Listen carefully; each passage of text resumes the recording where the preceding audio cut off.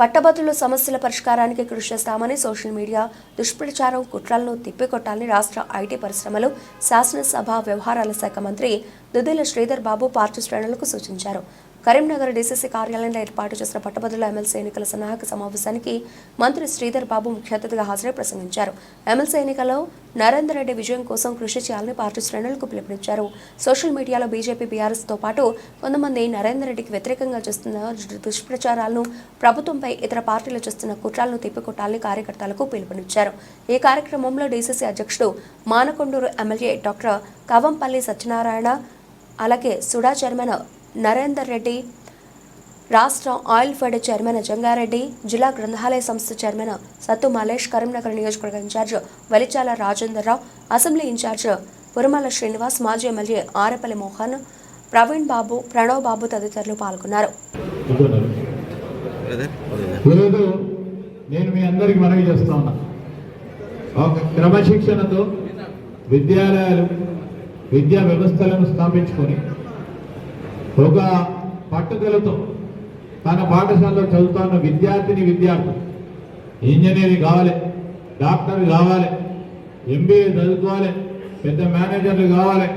ఇవన్నీ ఒక తపనతో క్రమశిక్షణతో ఉన్నప్పుడు కఠినంగా వ్యవహారం చేయాల్సిన అవసరం ఉంటుంది. దాంట్లో లేపంగా ఒక ప్రొఫెషనల్గా ముందుకు పోయిన వ్యక్తి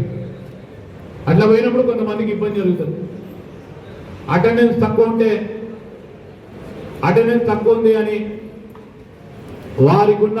ఆ క్రమశిక్షణలో ఉన్న రూల్స్ని అమలు చేస్తే నేను మా సత్యనారాయణ ఫోన్ చేస్తున్నాం కాదు అని చెప్తే కఠినంగా ఉంటుంది. కానీ అది విద్యార్థులకు సంబంధించిన క్రమశిక్షణ భాగంలో ఖచ్చితంగా అదే అటెండెన్స్ను చూసుకొని ముందుకు వెళ్తే కారణంతోనే వేలాది మంది ఈరోజు వారి కళాశాల నుంచి ఇంజనీర్లుగా, డాక్టర్లుగా మరి ఎంపిక కావడం, వేలాది మంది కుటుంబ సభ్యులకి ఈరోజు వీరు అందించిన విద్య వల్ల మన కరీంనగర్, మన తెలంగాణ వాసి, మన తెలంగాణ ప్రాంతానికి సంబంధించిన ఒక విద్యా వ్యవస్థ ఇతర కళాశాలకు సంబంధించి ధీటుగా ముందుకు తీసుకెళ్తున్న తరుణంలో ఈరోజు మొత్తం యావత్ 4 జిల్లాలకు సంబంధించిన నాయకత్వం కూడా all force Narender Reddy Congress party అభ్యర్థిగా నేను నిలబడతా అని ముందుకు వచ్చినప్పుడు ఇవన్నీ కూడా బేరీజు చేసుకొని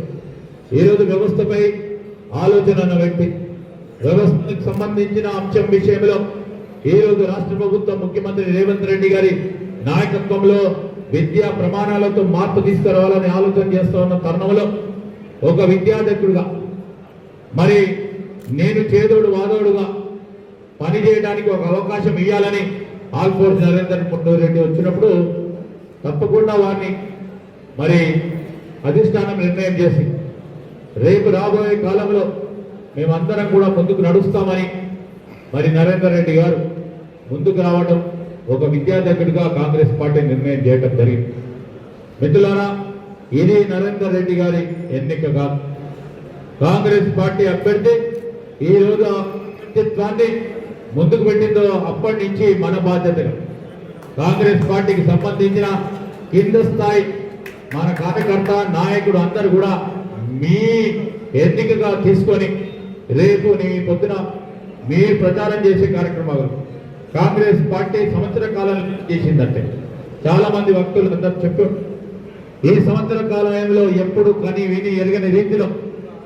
1 సంవత్సర కాలంలోనే ఈరోజు నిరుద్యోగ యువత ప్రత్యేకించి గ్రాడ్యుయేషన్ చదువుకొని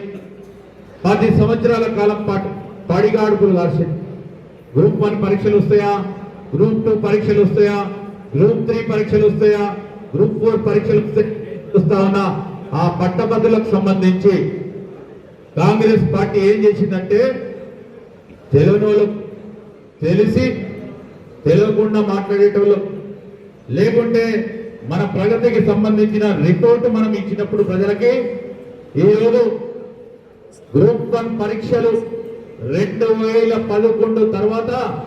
ఆనాడున్న కాంగ్రెస్ పార్టీ ప్రభుత్వం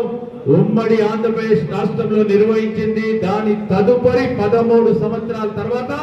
మొట్టమొదటి తెలంగాణ రాష్ట్రం ఏర్పడ్డ తర్వాత